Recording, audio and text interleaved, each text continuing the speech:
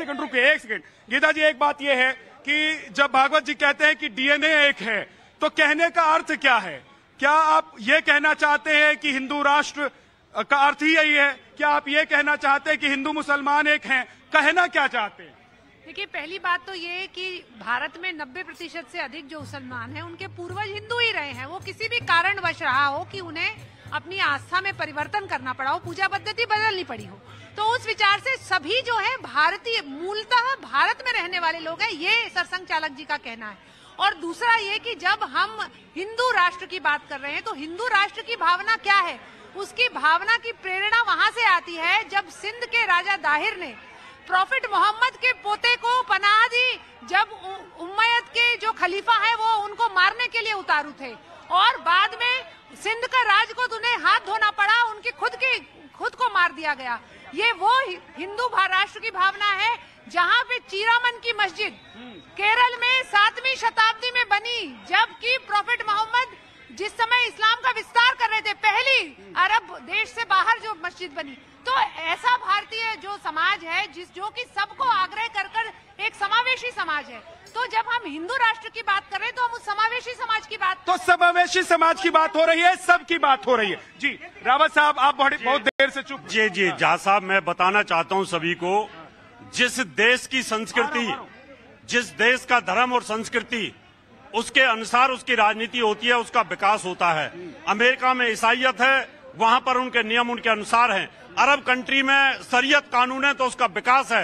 हिंदुस्तान हिंदुओं का है और यहाँ हिंदू संस्कृति होगी, हिंदुत्व होगा तो देश का विकास होगा, देश का विकास होगा। देखिए, एक और भाई आए हैं, धरती पुत्र आए हैं। कहाँ से आए हैं, क्या नाम है, बताइए जी। मैं यूपी से आया हूँ। हाँ। अभी कांग्रेस के प्रवक्ता हमारे कह रहे थे कि हिंदू राष्ट्र तो हमने लागू करा था 2014 में 4 मार्च के लिए, इलेक्शन से पहले, आचार संहिता लागू होने से पहले सारी सरकारी संपत्ति मुस्लिम वर्क बोर्ड को दे दी गई थी, जिसमें 123 वर्क बोर्ड के लिए दिल्ली की है। वो मैं बता दूं, तुम्हारा सीपी भी आता है, मिंटो रोड भी आता है, लोधी रोड भी आता है। वो तुमने एक बार बताइए कि और कोई धर्म के नहीं थे, सिख नहीं थे, जैन धर्म नहीं थे, हिंदू धर्म के नहीं थे कोई। अगर सरकारी संपत्ति को होता था तो 5 भाई थे जितने भी धर्म के हैं, उनमें सब बराबर का बांट। ठीक है, एक हाथ इधर से उठ रहा है, बताइए जी, बताइए।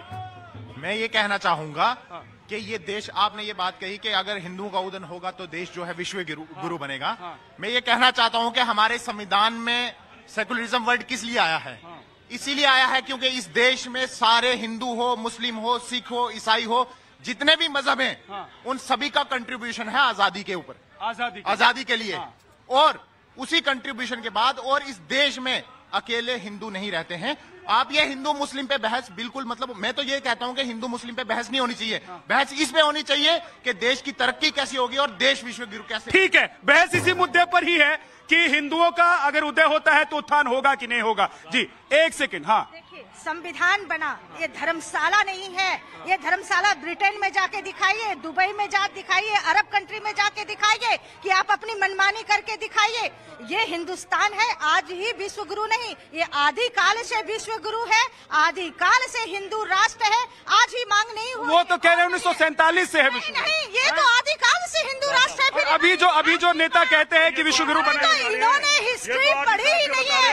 ये तो आदिकाल से जब महाराणा प्रताप थे, जब पृथ्वीराज चौहान थे, उन्होंने हिंदू राष्ट्र, ये सुनिए, विश्व गुरु बनना चाहिए। और विश्व गुरु जब बनेगा, ये जितने भी बहन भाइयां खड़े हैं, सबको रोजगार मिले, सबको काम मिले, व्यापारी को काम मिले। वो कह रहे हैं कि 70 साल में क्या हुआ?